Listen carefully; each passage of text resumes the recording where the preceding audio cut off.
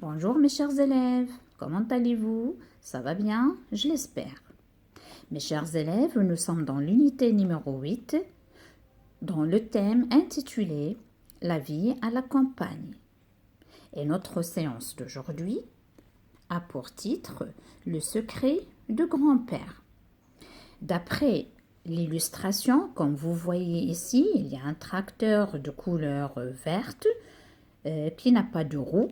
Il y a des sacs de blé, des poules, de la basse-cour, un petit enfant qui s'amuse en montant sur ce tracteur. Elle est en relation avec notre thème, la vie à la campagne. Mes chers élèves, je vais vous demander de bien suivre et d'être attentifs parce que je vais vous faire une première lecture et par la suite, on va passer aux questions de compréhension. Vous êtes prêts? On y va. Le secret de grand-père. Il y a un vieux tracteur au Ford sans verre, toujours recouvert de sacs de blé, au fond de la grange de grand-père. Quand j'étais petit, j'avais l'habitude d'aller là, d'écarter les sacs, de monter sur le tracteur et de le conduire tout autour de la ferme. Parfois, je partais pour la matinée, mais on savait toujours où me trouver. Je traçais des sillons, je labourais ou je fauchais à ma guise. Peu m'importait que le moteur ne marche pas, qu'une des roues en fer manque, que je n'arrive même pas à tourner le volant. Là-haut, sur mon tracteur, j'étais un paysan, comme mon grand-père, et je pouvais parcourir, comme je le voulais, les alentours de la ferme. Quand j'avais fini, il fallait toujours que je remette en place les sacs de blé pour protéger le tracteur. Grand-père disait que je devais le faire pour qu'il ne prenne pas la poussière. Ce vieux tracteur, me disait-il, est spécial, il est très important. Je le savais déjà, bien sûr, mais je dus attendre plusieurs années avant de découvrir à quel point il était spécial et important. Je viens d'une famille qui cultive la terre depuis plusieurs générations, mais je n'en aurais rien su si grand-père ne me l'avait pas dit. Ma propre mère et mon père ne semblaient pas intéressés par les racines familiales, ou peut-être préférait-il simplement ne pas en parler. Ma mère a grandi à la ferme. L'école avait mené ma mère jusqu'à l'université. L'université l'avait entraînée jusqu'à Londres, où elle avait commencé par enseigner, avant de rencontrer mon père, un pur citadin qui ne cachait pas son aversion pour la campagne et tout ce qui s'y rapportait. C'est sûrement très bien en photo, disait-il, du moment qu'on n'est pas obligé de s'y promener et de sentir les odeurs. Il l'avait même dit devant grand-père. J'avais toujours senti que mes parents avaient un peu honte de grand-père et de ses attitudes vieux jeu. Je n'avais jamais vraiment compris pourquoi, jusqu'à l'autre jour. Et quand j'ai compris, ce n'est pas de grand-père dont j'ai eu honte. J'ai toujours aimé aller dans le comté du Devon à Brouwer, dans la vieille chaumière au bout du cheminée défoncé. Grand-père est né là. Il n'a jamais vécu ailleurs et n'en a jamais eu envie. C'est la seule personne que je connaisse qui semble entièrement satisfaite de sa place sur la terre et de la vie qu'il a menée. Parfois, il me raconte comment ça se passait quand il était jeune. Il ne dit pas que c'était mieux ou moins bien. Il raconte simplement comment c'était. Alors, tout d'abord, mes chers élèves, comme d'habitude, on pose les questions suivantes. Quel est le nom de l'auteur de ce texte? Et comme réponse, l'auteur de ce texte est nommé Michael Murpurgo.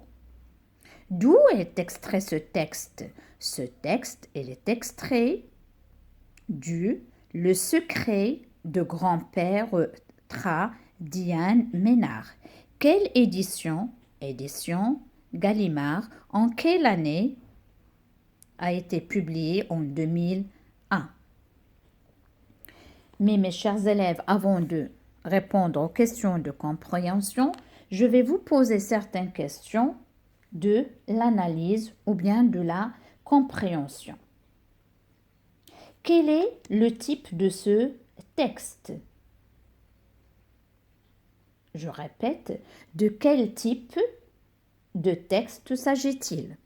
Alors, comme vous avez bien écouté et vous avez bien suivi, c'est un texte qui nous raconte une histoire vécue. Il nous raconte les souvenirs d'un monsieur qui nous raconte quand il était petit, qu'est-ce qu'il faisait. Donc, on dit que c'est un récit. Donc, ce texte est un récit. La question suivante, la personne qui raconte l'histoire est-elle un enfant ou bien un adulte? Alors, il y a une phrase ici, quand j'étais petit, j'avais l'habitude d'aller là. Ça veut dire c'est un adulte qui nous raconte son souvenir d'enfance. C'est bon? Cette histoire se passe-t-elle à la campagne ou bien à la ville? Bien sûr, à la campagne. On ne trouve pas à la ville des poules qui traînent dans les rues ou bien des tracteurs qui vont labourer ou bien des engins d'agriculture dans la ville. Donc, cette scène ou bien cette histoire se déroule ou bien s'est déroulée à la campagne. Comment était le tracteur? Alors, d'après le texte, le tracteur était vieux, de couleur verte, et lui manquait une roue en fer. D'accord? Il n'y a pas de roue, mais il y a une caisse qui est déposée là-dessous. Maintenant, on va passer aux questions de compréhension. Qui raconte cette histoire justifie ta réponse. Alors, dans ce texte, il y a le pronom personnel « je ». Quand j'étais petit, j'avais l'habitude. Et lorsque je traçais, je labourais, je le voulais, je remette. Donc ici, le narrateur, il parle de lui-même. Donc on peut dire que l'auteur qui est aussi le narrateur qui raconte cette histoire. Comment on va l'expliquer? Comme je viens de le dire, le texte est écrit à la première personne du singulier « je ». Donc, c'est ça la justification. Je passe à la question numéro 2. De quoi parle l'auteur? L'auteur, il parle de son enfance. Et on va écrire, soit l'auteur parle ou bien il parle de son enfance et précisément il parle du secret de son grand-père. Je passe à la question numéro 3. Dans quel pays vit le grand-père? Alors, le grand-père, il vit à Bureux. Et Bureux, c'est une ville, ou bien ce n'est pas une ville, mais c'est une campagne qui se trouve en Angleterre, Alors, on va écrire, pardon, le grand-père vit à Bureau en Angleterre. La question suivante. Qu'est-ce que le narrateur faisait quand il était jeune? Alors, comme vous l'avez bien entendu, quand il était jeune, le narrateur montait sur le tracteur et faisait semblant de le conduire tout autour de la ferme, de tracer des sillons, de labourer ou de faucher à sa guise. Alors, comme vous remarquez ici, lorsqu'il était petit, elle montait sur ce tracteur. Ce tracteur, il est en panne, il n'a pas de roue. Mais lui, il faisait semblant, en jouant, en s'amusant, qu'il le conduisait. Et elle fait un tour tout autour de la ferme. Il labourait, il fauchait, etc. Ce n'est qu'un jeu. Elle s'amusait en jouant ce rôle. La question suivante. Le vieux tracteur était-il en état de marche? Mais bien sûr que non. Non, le tracteur était vieux et ne fonctionnait plus, ou bien ne fonctionnait pas. La 6e question. Le narrateur était-il content de monter sur le vieux tracteur? À ton avis, pourquoi? Oui, bien sûr, il est content. Oui, le narrateur était content de monter sur le vieux tracteur car il se sentait un paysan comme son grand-père. La dernière question. Les parents du narrateur étaient-ils des paysans? Justifie ta réponse. Alors ici, dans ce paragraphe, il parlait de sa mère. Alors, elle a dit, alors je vais chercher la phrase. Ma mère, voilà. Ma mère a grandi à la ferme, puis elle est allée suivre ses études à l'université, par la suite à Londres. Et à ce moment-là, elle a fait connaissance à son père qui est pur citadin. Et lorsqu'on dit citadin, c'est-à-dire qui vit dans la ville. Alors, on va écrire « Le papa du narrateur est un pur citadin, alors que sa mère a grandi dans une ferme, puis terminé ses études en ville et a travaillé à Londres. À ce moment-là, il a fait connaissance à son père et ils se sont mariés. » Alors, mes chers élèves, je vais vous relire une deuxième fois le texte pour mieux prononcer. Le secret de grand-père. Il y a un vieux tracteur au Ford sans verre toujours recouvert de sacs de blé au fond de la grange de grand-père. Quand j'étais petit, j'avais l'habitude d'aller là, d'écarter les sacs, de monter sur le tracteur et de le conduire tout autour de la ferme. Parfois, je partais pour la matinée, mais on savait toujours où me trouver. Je traçais les sillons, je labourais ou je fauchais à ma guise. Peu m'importait que le moteur ne marche pas, qu'une des roues en fer manque, que je n'arrive même pas à tourner le volant. Là-haut, sur mon tracteur, j'étais un paysan comme mon grand-père et je pouvais parcourir comme je le voulais les alentours de la ferme. Quand j'avais fini, il fallait toujours que je remette en place les sacs de blé pour protéger le tracteur. Grand-père disait que je devais le faire pour qu'il ne prenne pas la poussière.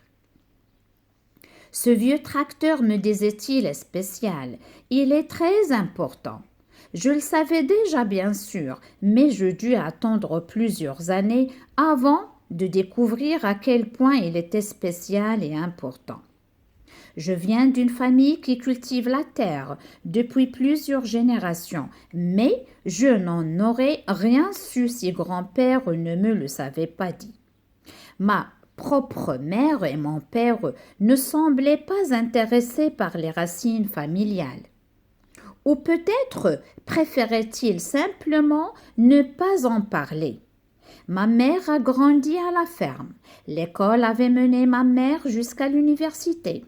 L'université l'avait entraînée jusqu'à Londres, où elle avait commencé par enseigner, avant de rencontrer mon père, un pur citadin, qui ne cachait pas son aversion pour la campagne et tout ce qui s'y rapportait. C'est sûrement très bien en photo, disait-il, du moment qu'on n'est pas obligé de s'y promener et de sentir les odeurs. Il avait même dit devant grand-père, j'avais toujours senti que mes parents avaient un peu honte de grand-père et de ses attitudes vieux jeu. Je n'avais jamais vraiment compris pourquoi, jusqu'à l'autre jour, et quand j'ai compris, ce n'est pas de grand-père dont j'ai eu honte. J'ai toujours aimé aller dans le comté du devant à Bureau, dans la vieille chaumière au bout du chemin défoncé. Grand-père est né là. Il n'a jamais vécu ailleurs et n'en a jamais eu envie. C'est la seule personne que je connaisse qui semble entièrement satisfaite de sa place sur la terre et de la vie qu'il a menée.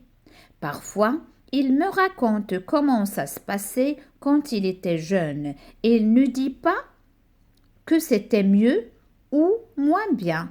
Il raconte simplement comment c'était.